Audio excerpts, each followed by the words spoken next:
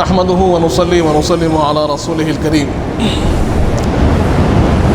وعلى آله الطيبين الطاهرين وأصحابه الأكرمين أجمعين وعلى من تبعهم بإحسان إلى يوم الدين، أما بعد. وقال تعالى في شان حبيبه الكريم: إن الله وملائكته يصلون على النبي يا أيها الذين آمنوا صلوا عليه وسلموا تسليما. اللهم صل على سيدنا محمد وعلى آل سيدنا مولانا محمد وبارك وسلم. برادران عزیز، جیسے آپ سب سماعت فرما رہے تھے، ہم سیرت پاک کے الگ الگ گوشوں کو جاننے کی سعادت حاصل کر رہے تھے، اور ہم نے حضور پاک کے ہجرت کا جو مرحلہ رہا اس کا ایک اجمالی خاکہ جانا، اور ساتھ ہی ہم اب ان واقعات کو جان رہے تھے جو ہجرت کے اطراف میں ہوئے اور کیسے صحابہ کرام نے پہلے ہجرت فرمائی، اور ہم نے حضرت عمر فاروق رضی اللہ عنہ کی ہجرت کو جانا. اس کے بعد جب ہم تاریخ کا مطالعہ کرتے ہیں اور سیرت کو پڑھتے ہیں تو معلوم ہوتا ہے صحابہ اکرام ایک کے بعد دیگر آہستہ آہستہ ہجرت فرمانے لگے. حضرت سعد بن ابی وقاص نے ہجرت فرمائی، آپ کے ساتھ حضرت عمار بن یاسر رضی اللہ عنہ وہ بھی ہجرت فرمائے، اور بہت سے صحابہ حضور پاک کی تشریف لے جانے سے پہلے ہجرت کر چکے تھے.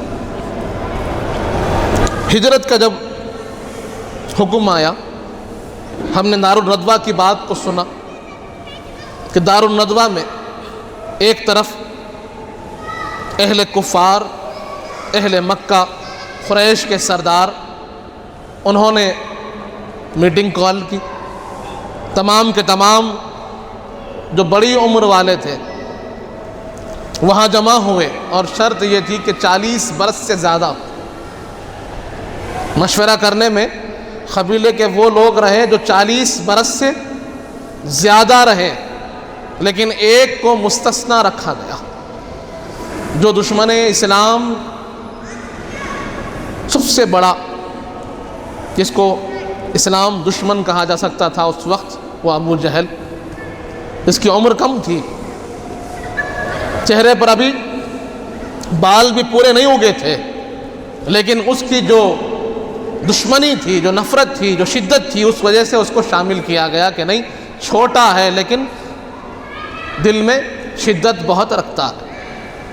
برادران عزیز، وہاں پر جو مراحل طے ہوئے ہم جانتے ہیں کیسے مشورہ ہوا، اور پھر ایک بوڑھا جسے شیخ النجد کہا گیا وہ وہاں داخل ہوا، اور اس نے کہا کہ میرے مشورے کو قبول کرو کہ سارے قبیلوں کا ایک ایک فرد کو چنو اور سب مل کے حملہ کرو، کہ بنو ہاشم پورے قبیلوں سے بدلہ نہیں لے پائے گا. برادران عزیز، یہ مشورہ طے پایا، ادھر اللہ نے حکم دے دیا ہے حبیب آپ کو ہجرت کرنی ہے. اور حضور پاک کی ہجرت سے پہلے حضرت ابوبکر صدیق رضی اللہ عنہ سے روایت منقول ہے کہ آپ فرماتے ہیں کہ میں حضور پاک کی بارگاہ میں حاضر ہوا اور عرض کیا، یا رسول اللہ مجھے اجازت دیں کہ میں بھی ہجرت کر لوں. حضرت ابوبکر صدیق نے بھی ہجرت کرنے کی خواہش ظاہر کی، تو حضور پاک نے کہا کہ ابوبکر تھوڑا سا صبر کر لو، شاید اللہ نے تمہارے لیے ایک ساتھی کو تیار کیا ہے. حضور پاک فرماتے ہیں ابوبکر تھوڑا سا صبر کر لو، شاید اللہ نے تمہارے لیے ساتھی مقرر کیا ہے. صدیق اکبر فرماتے ہیں جیسے ہی حضور پاک نے یہ فرمایا، دل میں خیال آیا شاید سرور کائنات اپنی ہجرت کے لیے مجھے چن لے. پھر خیال آیا، آپ فرماتے ہیں خیال آیا شاید مجھے یہ ذمہ داری دی جائے کہ وہ لوگ، وہ مسلمان جو کفار کے شکنجوں میں پھنسے ہوئے ہیں، جو غلام ہیں، جو باندیاں ہیں اور جو نہیں نکل پا رہے ہیں، شاید ان کی ذمہ داری مجھ کو مل جائے. حضرت ابوبکر صدیق کہتے ہیں کہ ذمہ داری کے لیے میں اپنے آپ کو روکے رکھا، اور رفتہ رفتہ آہستہ آہستہ صحابہ کرام ہجرت کرنے لگے۔ اور رات بھی سامنے آئی کہ جس رات کو انہوں نے مقرر کیا کہ نعوذ باللہ حضور پاک پر حملہ کر لیں، قبیلے کے افراد جمع ہو گئے، ہاتھوں میں تلواریں لے کر حضور پاک کے کاشان اقدس کا انہوں نے گھیراؤ کر لیا۔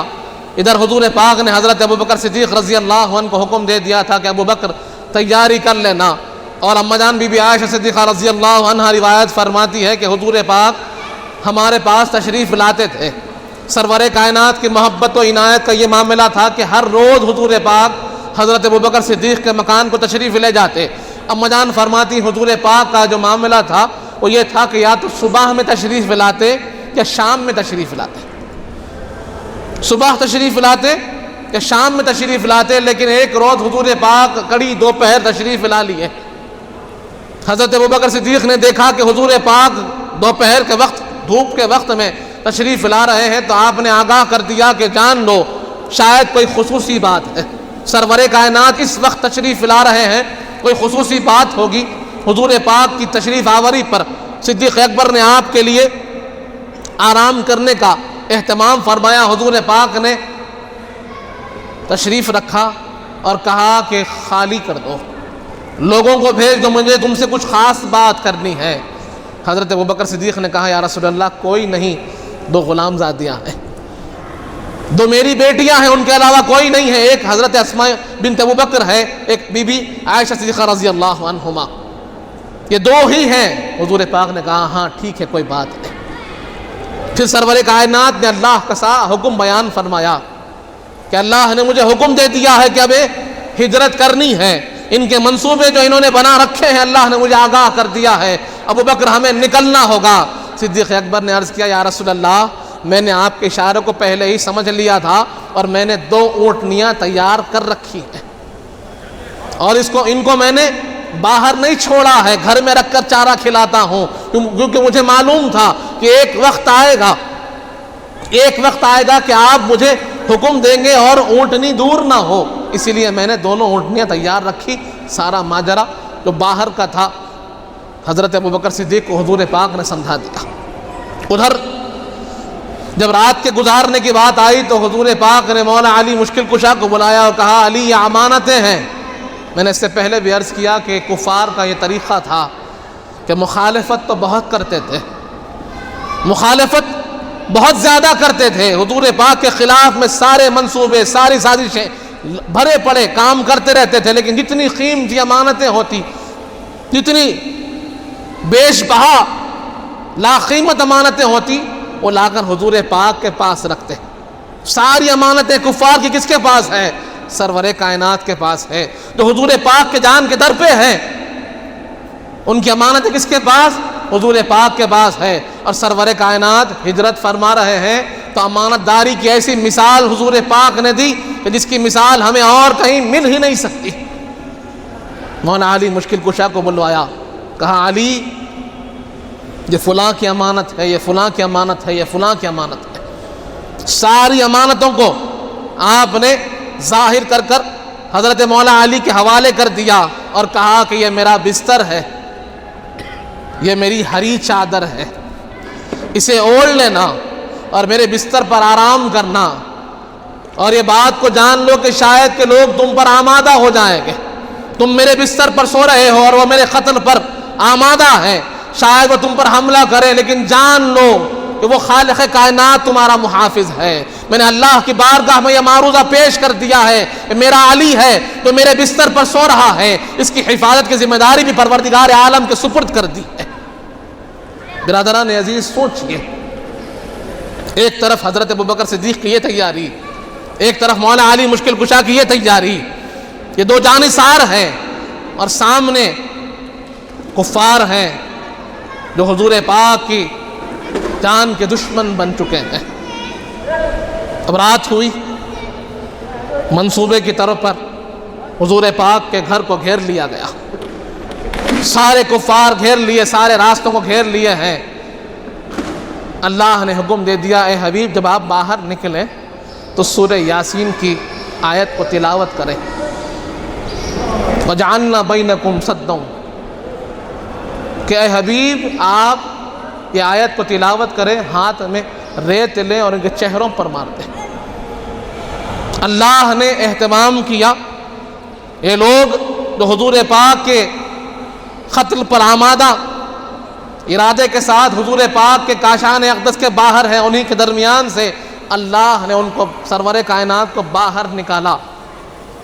حضور پاک نے ریت ماری، ان پر اللہ نے غشی کو طاری کر دیا، نیند کو طاری کر دیا، آنکھیں بند ہو گئی، کچھ دیکھ نہیں پائے۔ ادھر مولا علی مشکل کشا حضور کے بستر پر آرام کر رہے ہیں، ادھر حضرت ابوبکر صدیق نے سواری کا انتظام کر دیا، اپنے غلام کو کہہ دیا کہ فلاں جگہ پر سواریوں کو تیار رکھنا۔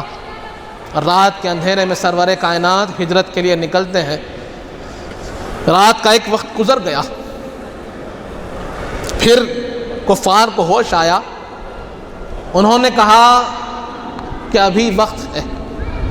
ایک جاننے والے نے کہا کہ کیا کر رہے ہو، یہاں کیوں بیٹھے ہو، کیا چاہتے ہو؟ تو انہوں نے کہا آج ہم نے ارادہ کر لیا ہے، نعوذ باللہ حضور پاک کو ہم شہید کر دیں گے۔ کہنے والے نے کہا کہ وہ تو چلے گئے شاید۔ انہوں نے کہا کہ تم دیکھ نہیں رہے، بستر پر آرام فرما ہے، بستر پر آرام فرما ہے، چادر اوڑے ہوئے لیٹے ہوئے ہیں، ہم ان کو دیکھ رہے ہیں، ہماری نگاہیں ان پر جمی ہوئی ہے، یہ کیسے جا سکتے ہیں؟ نہیں، تم جھوٹ بول رہے ہو، تم ہمیں گمراہ کرنا چاہتے ہو۔ برادران عزیز، یہ صحابہ اکرام کی جانثاری کا ایک ایسا پہلو ہے، مولا علی مشکل کشا کی فنائیت کی وہ منزل ہے کہ ہم دیکھتے ہیں کہ مولا علی حضور پاک کے بستر پر لیٹے ہیں تو دشمن پہچان نہیں پاتے کون ہے، نبی ہے یا علی ہے، ان کو معلوم نہیں ہوا۔ صبح تک انتظار کیا، اس کو جھوٹا مانا، انتظار کیا، اور ادھر حضور پاک نے اپنا سفر شروع کر دیا۔ صبح ہوئی، چادر ہٹی، مولا علی مشکل کشا برآمد ہوئے اور سب کی امانتیں سب کو پہنچا دی۔ سب پریشان ہیں، یہ کیا ہو رہا ہے، کس کے انتظار میں تھے، کون آ رہے ہیں، یہ ہمارے ساتھ کیا ماجرا ہوا؟ عقل کے اندھوں کو یہاں بھی پتہ نہ چلا کہ وہ نبی ہے، اللہ کے رسول ہے، رسول پاک کا یہ کرشمہ، یہ معجزہ ان کو نظر نہیں آیا۔ اگر دل میں ایمان ہوتا، سچائی ہوتی تو وہیں پر ایمان قبول کر لیتے کہ ہماری نگاہوں کے سامنے سے نکل گئے، ہمیں نظر نہیں آیا، کہ کوئی معمولی ذات نہیں ہو سکتی۔ لیکن نہیں، عقلوں پہ پردے پڑے ہوئے ہیں، دلوں پر مہریں لگ چکی ہیں۔ عزیز، حضور پاک نے اپنا لعاب دہن نکالا، صدیق اکبر کے اس زخم پر لگا دیا، صدیق اکبر کا زہر کا افاقہ ہو گیا، الحمدللہ آپ کی تکلیف دور ہو گئی۔ اب غار میں بیٹھے ہیں اور کفار تلاش کرتے کرتے انہوں نے ماہرین کو بلا لیا، جو چھاپا مار دستہ ہوتا تھا، جو تلاش کے ماہر ہوتے تھے، انہوں نے خدموں کو دیکھنا شروع کر دیا، خدموں کی تلاش شروع کر دی۔ اور حضرت ابوبکر صدیق کی بھی سمجھداری، فکر مندی قربان جائیں، ایک وقت گزرنے کے بعد آپ نے کہا کہ یا رسول اللہ، آپ میری پیٹھ پر سوار ہو جائیے، کیونکہ ریت ہے، لوگ ہمارے قدموں کی تلاش کریں گے تو 4 قدم نظر آئیں گے تو معلوم ہوگا کہ دونوں ساتھ ہیں۔ حضرت ابوبکر صدیق نے حضور پاک کو اپنی پشت پر بٹھا کر غار ثور میں لے گئے۔ جھاپا مار دستہ جب قدموں کی تلاش کرنے لگا تو دیکھا کہ 4 جا کر 2 ہو گئے۔ وہاں پر کہیں نہ کہیں تھوڑا سا منتشر ہوئے۔ اس کے بعد پھر وہ جو ماہر تھا اس نے کہا نہیں، رک جاؤ، رک جاؤ، یہ 4 تھے تو ان کی گہرائی کم تھی، جب یہ 2 ہو گئے تو وہ پنجوں کی گہرائی بڑھ گئی۔ اس کا مطلب ایک نے ایک کو اپنی سوار کرا لیا ہے، اپنی پیٹھ پر بٹھا لیا ہے، اس لیے پنجوں کے نشان گہرے ہو گئے ہیں۔ خیر، ان کی تدبیریں اپنی جگہ، اللہ کا اپنا حکمت، اس کی تدبیر اپنی جگہ۔ غار ثور کے پاس آ کر نشان ختم ہو گئے۔ عقل یہ کہتی ہے، عقل یہ کہتی ہے کہ یہی غار میں ہونا چاہیے، لیکن نظر جب اٹھاتے ہیں تو دیکھتے کیا ہیں کہ غار کے دہانے پر جالا پڑا ہوا ہے، غار کے دہانے پر خاردار درخت گھیرا ہوا ہے، غار کے دہانے پر جنگلی کبوتر انڈے دے کر بیٹھا ہوا ہے بڑے اطمینان سے۔ امیہ بن خلف سے لوگوں نے کہا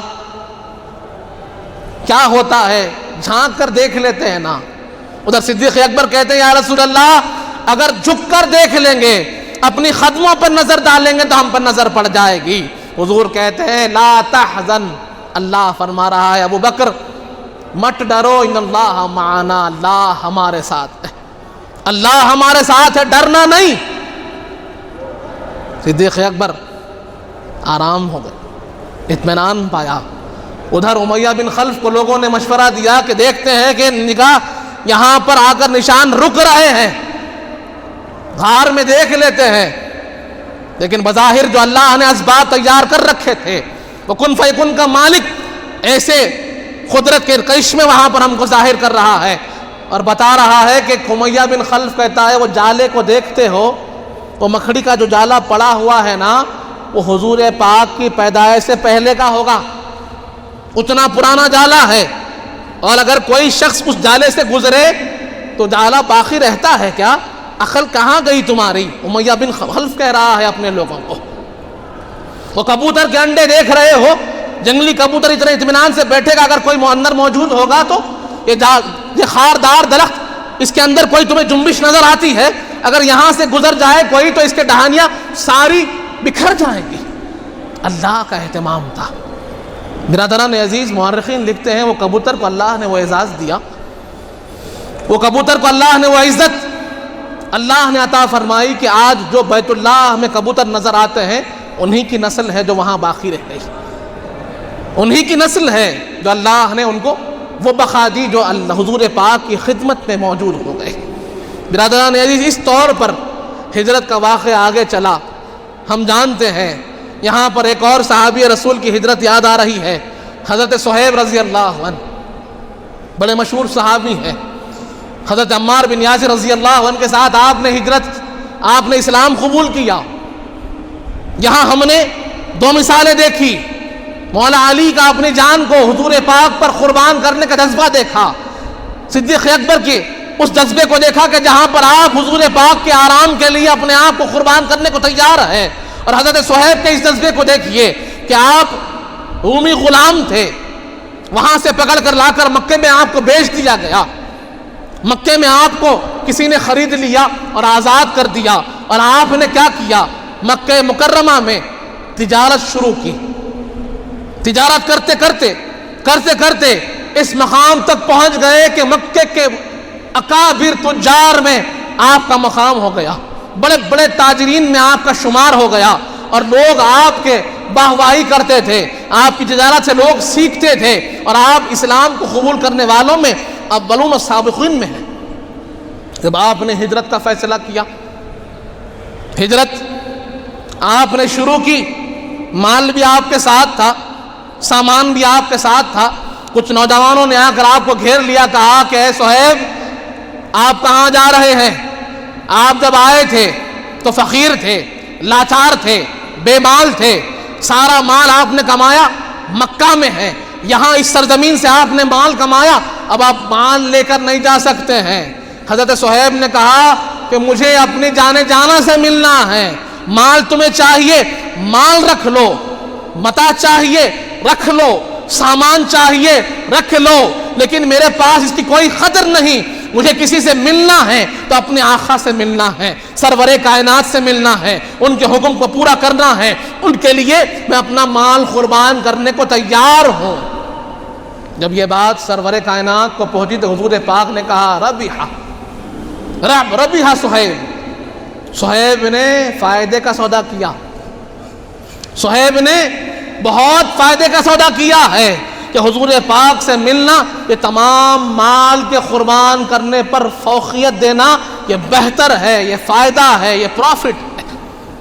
برادران عزیز، بہت سے واقعات ہم کو ملیں گے، لیکن آج میں جو بات عرض کرنا چاہتا ہوں اپنے تسلسل کو روکتا ہوا، جب ہم صحابہ اکرام کے جذبے کو سنتے ہیں، جب ہم حضور پاک کی محبت کے ان جلووں کو دیکھتے ہیں کہ آپ صحابہ اکرام کیسے حضور پاک سے محبت کیے، کیسے اپنی جان کو قربان کرنے کو تیار رہے، کیسے اپنے مال کو قربان کرنے کو تیار رہے، سب کچھ حضور پاک پہ سے قربان کرنے کو تیار. وہ صحابہ کرام ان کے جذبوں کو سنتے ہیں تو یقیناً دل میں وہ کیفیت، وہ حرارت اٹھتی ہے، اٹھنا ہی چاہیے.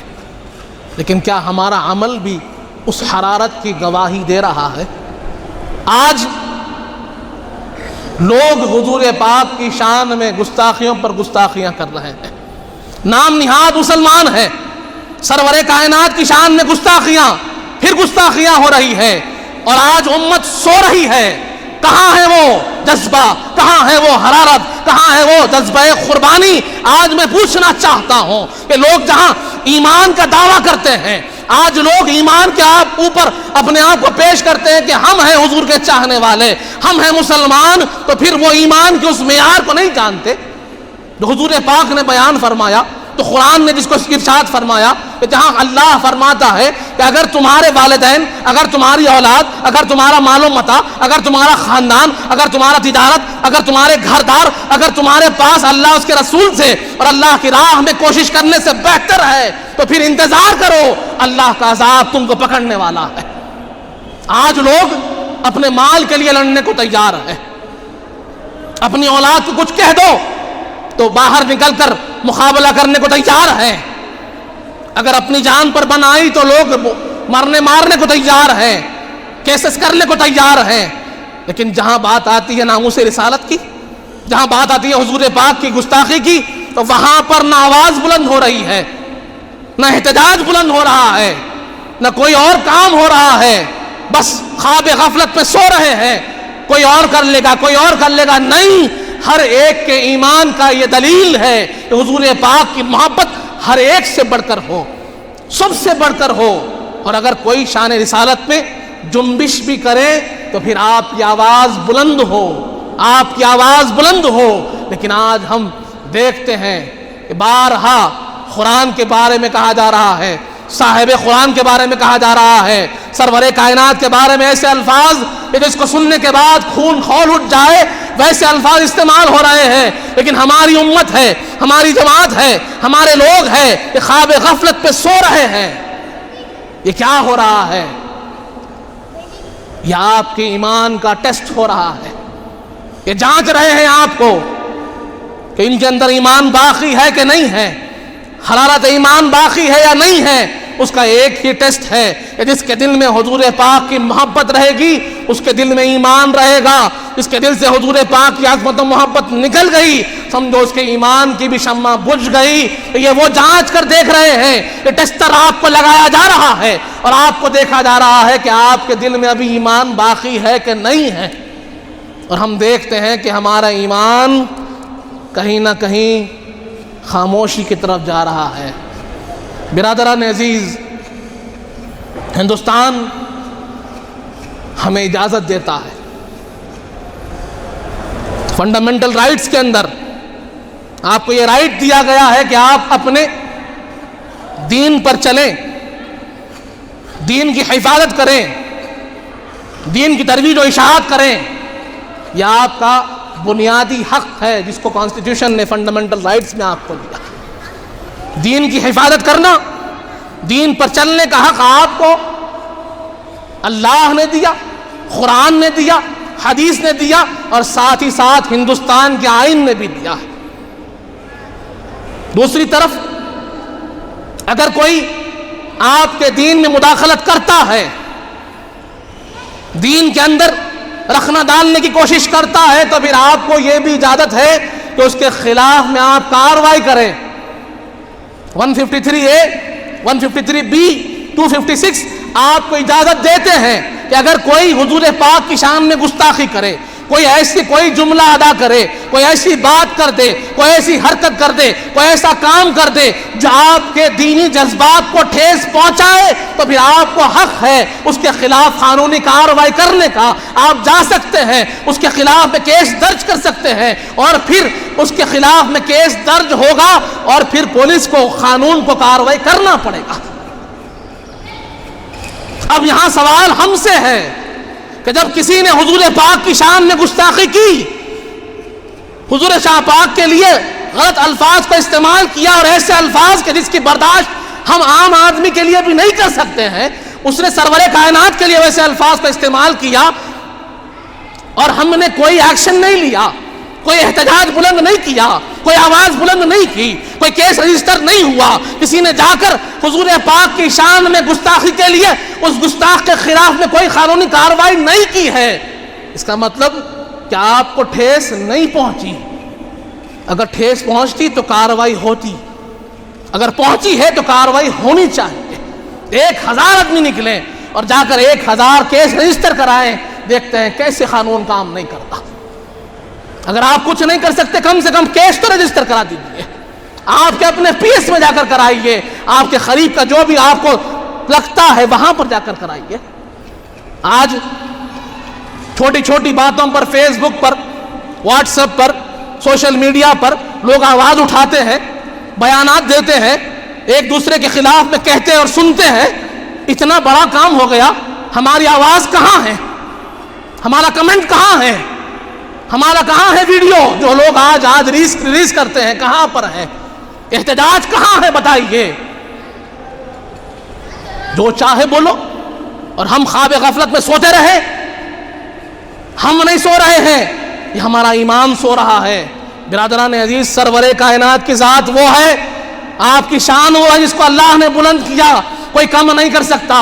لیکن قیامت کا دن ہوگا تو حساب ہم کو دینا ہوگا، سوال ہم سے ہوگا، ہمارے ایمان کا سوال ہم سے ہوگا، حضور پاک کی عظمت کا سوال ہم سے ہوگا کہ تم نے کیا کردار نبھایا ہے، اور ہم کیا کہیں گے یہ ہمیں اپنے آپ کو جواب دینا ہے، کسی اور کو نہیں، کیونکہ اللہ پوچھنے والا ہے۔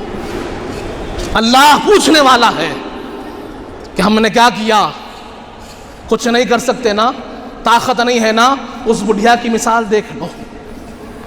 بازار مصر میں جہاں یوسف کو کھڑا رکھا تھا، حضرت یوسف کھڑے تھے، ایک بڑھیا اپنے ہاتھوں میں کوڑیاں لے کر آئی تھی نا، یہ واقعہ ہم سنتے ہیں۔ کیا کہا اس نے یہی کہا تھا کہ اگر میری حیثیت نہیں، کچھ نہیں، میں کمزور ہوں، کوئی بات نہیں، لیکن میں اپنا کردار تو نبھا سکتی ہوں کہ جتنے میرے پاس کوڑیاں ہیں اتنی بولی تو لگا سکتی ہوں، تاکہ اللہ قیامت میں یہ تو کہے کہ میرے یوسف کو آزاد کرنے میں تو نے کوشش تو کی ہے۔ ہم نے کیا کوشش کی؟ ہم نے کیا کردار نبھایا؟ ہمارے پاس کیا منہ ہے اللہ کے پاس دکھانے کو کہ آج ہمارے سامنے نام نہاد مسلمان حضور پاک کی شان میں گستاخی کر رہے ہیں اور ہم خواب غفلت میں سو رہے ہیں۔ برادران عزیز، اللہ کے لیے اپنے ایمان کو جگائیے۔ حضور پاک صلی اللہ علیہ وسلم کی محبت کا آپ کو اگر تھوڑا سا خیال ہے، حضور کی ناموس کا، حضور کی عظمت کا خیال ہے، تو اپنی آواز کو بلند کیجئے، اپنی بات کو پیش کیجئے، صحیح انداز میں پیش کیجئے، قانونی انداز میں پیش کیجئے، لیکن بات تو پیش کیجئے۔ صدیق اکبر کے محبت کے جذبے کو سنتے ہیں، مولا علی کی قربانی کو سنتے ہیں۔ ہم کیا کر رہے ہیں؟ ہمارا کردار کیا ہے؟ اس بات کو سوچنے کی ضرورت ہے۔ آج اگر ہم اب نہ اٹھیں گے تو پھر کب اٹھیں گے معلوم نہیں۔ یہی میری خواہش، یہی گزارش ہے میرے بھائیوں سے کہ حضور پاک کی شان میں گستاخی کو ہم برداشت نہیں کر سکتے۔ سرور کائنات کی شان میں بے ادبی کو کوئی مومن، کوئی مسلمان برداشت نہیں کر سکتا۔ اس بات کو پیش کیجئے، بتائیے، اور اگر غیروں کو سمجھانا ہے تو سرور کائنات کے کردار کو بتائیے، آپ کے اسوہ حسنہ کو بتائیے، ان کو معلوم ہوگا کہ حضور پاک کی ذات کیا ہے۔ برادران عزیز، یہ ہمارا فرض ہے، یہ ہم پر واجب ہے کہ جہاں ہم صحابہ اکرام کی قربانیوں کو سنتے ہیں، ان کی کوششوں کو، کاوشوں کو سنتے ہیں، تو ہم بھی کوشش کریں، ہم بھی اپنا کردار نبھائیں۔ یہی میرا معروضہ آپ سب سے ہے، اور یہی چند کلمات سے اپنی بات کو ختم کروں۔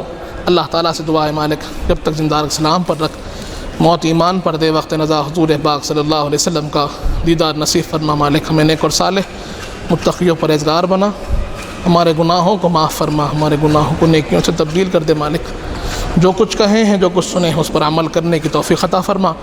حضور پاک صلی اللہ علیہ وآلہ وسلم کا سچا غلام و امتی بنا۔ مالک اہل بیت اطہار کا سچا غلام بنا، صحابہ اکرام کا چاہنے والا بنا، ان کے بتائے ہوئے راستے پر چلنے کی توفیق عطا فرما۔ وصلی اللہ تعالی علی خیر خلقہ سیدنا محمد وعلی آلہ وصحبہ وسلم، والحمد للہ رب العالمین۔